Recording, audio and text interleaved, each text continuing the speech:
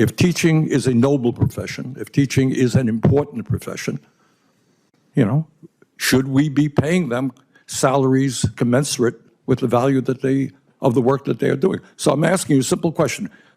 Would you recommend to states, as the leader of education in America, that teachers at least make $60,000 a year?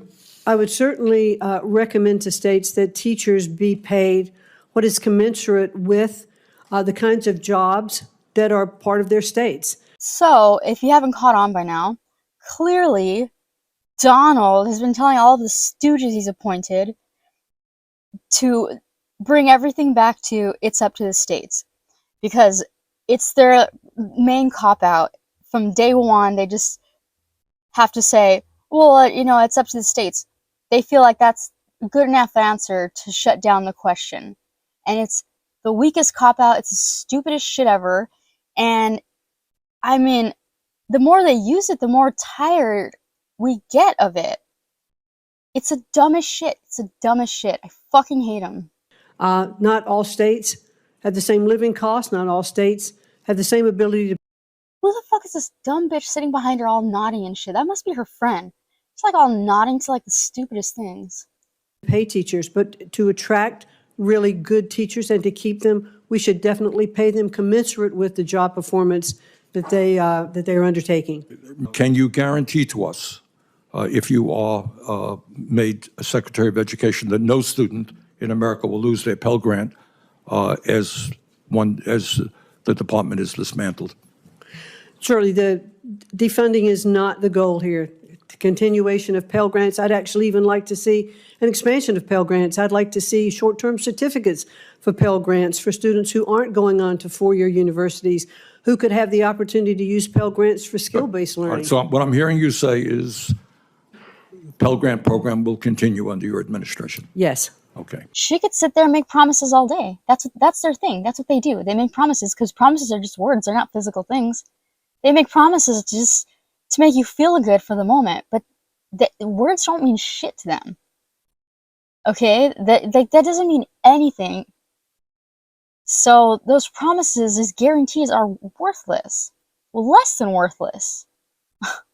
Senator Cassidy asked you an important question, and that is, do you agree, and let me just once again get your feelings on this, that if there is a movement to abolish the Department of Education, it has to go through the United States Congress? Yes, it is set up by the United States Congress, and we work with Congress. It clearly cannot be shut down without it. Thank you, Ms. McMahon. Elon Musk's Doge staffers have reportedly set up camp at the Department of Education. They've already been given access to highly sensitive student data and have already started holding back money that Congress decided on a bipartisan basis was needed to help our schools and students. We're also hearing, as you know, about an executive order coming any day that will seek to dismantle the Department of Education. These are bipartisan laws. You indicated that you understood that Congress has passed these laws. But a lot of turmoil is happening. You heard it from my colleague just asking that question now. So I want to ask you, if confirmed, do you commit to getting every dollar we have invested in our students and schools out to them? Well, the appropriated dollars and those monies that are passed by Congress, yes. I have no issue, however, with the fact, and I believe the American people spoke loudly in the election last November to say that they want to look at waste, fraud, and abuse in our government. There's his favorite words again: waste, fraud, and abuse. His new favorite three terms are waste, fraud, and abuse. Clearly, that's one of two of their latest cop-outs: waste, fraud, and abuse. Why do they keep saying waste, fraud, and abuse? Gee, I wonder. So Doge, there are a couple of implants at the Department of Education, as there are with agencies throughout the district, and they're doing an audit. Right, I understand an audit, but when Congress appropriates money, it is the administration's responsibility to put that out as directed by Congress, who has the power of the purse.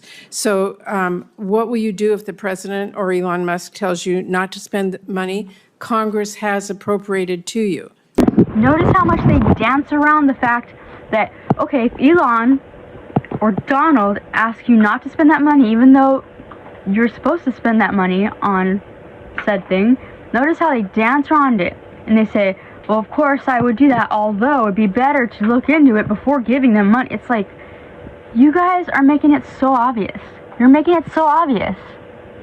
You're fuck-ups. We hate you more and more every day. You're fucking dumbasses. You're making it obvious. You're blowing it for yourself. Just fucking quit already.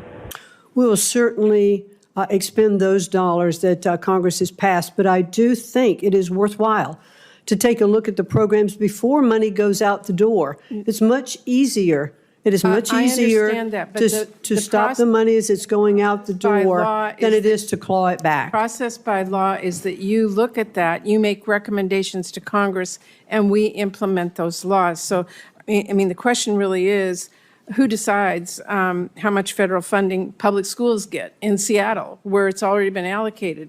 The school district or Elon Musk or Congress? And I think Congress has been pretty clear that the purse lies here. We pass our appropriations bills. We expect those programs to come. If you have input, if you have programs you have looked at that you believe are not effective, then it is your job to come to us, explain why, and get the support for that.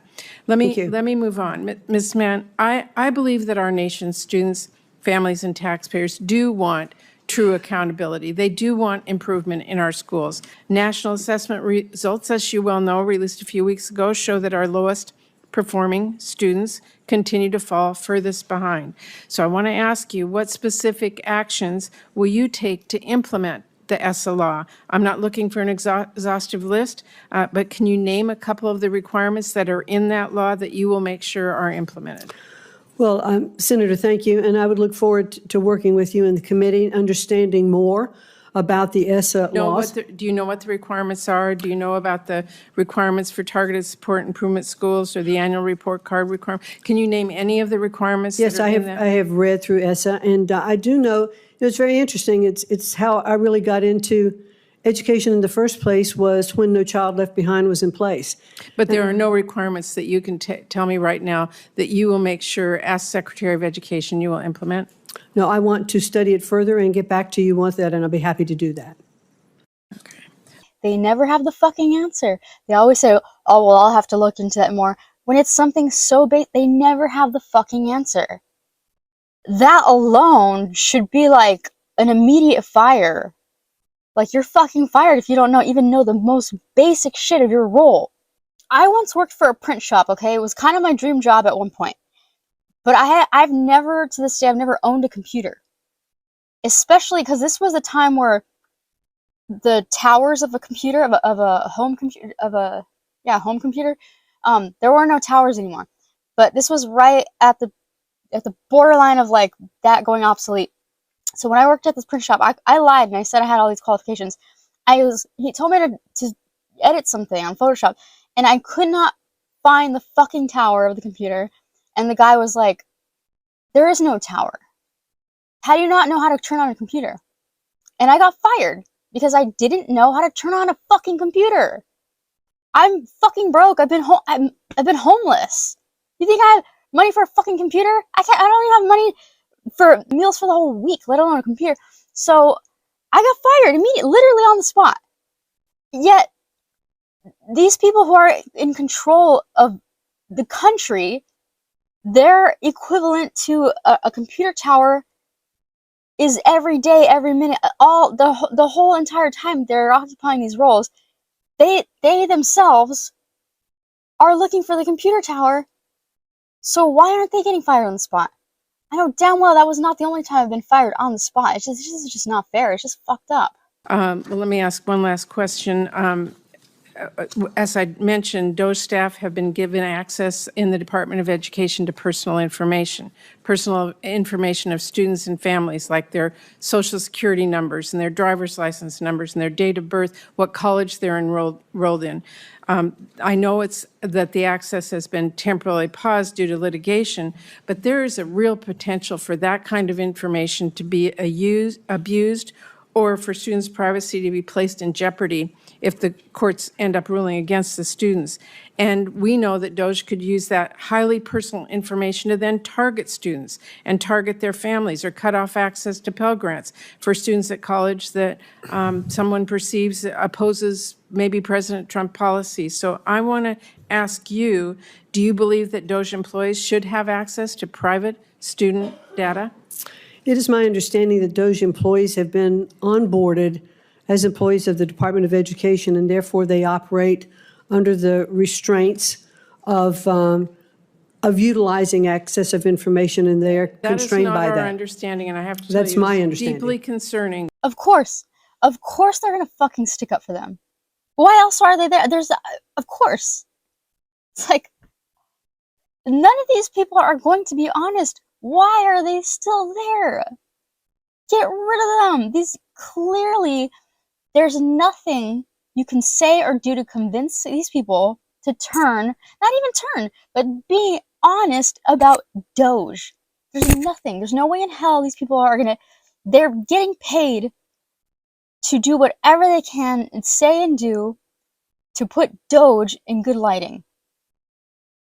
We're fucking so doomed. It's so enraging. It's fucking enraging. That we have DOJ staffers, we don't know who they are, they're not held accountable, getting access to students' private information. I think that should frighten everyone. Well, again, I'm not there Thank you, yet. Madam Chair. So I'm not there yet, but it is my understanding that they are onboarded fully I hope employees. if you do get there that you make sure that students' private information is not given to someone who's no idea what they have, or we have no idea how they're using it. Thank you, Ms.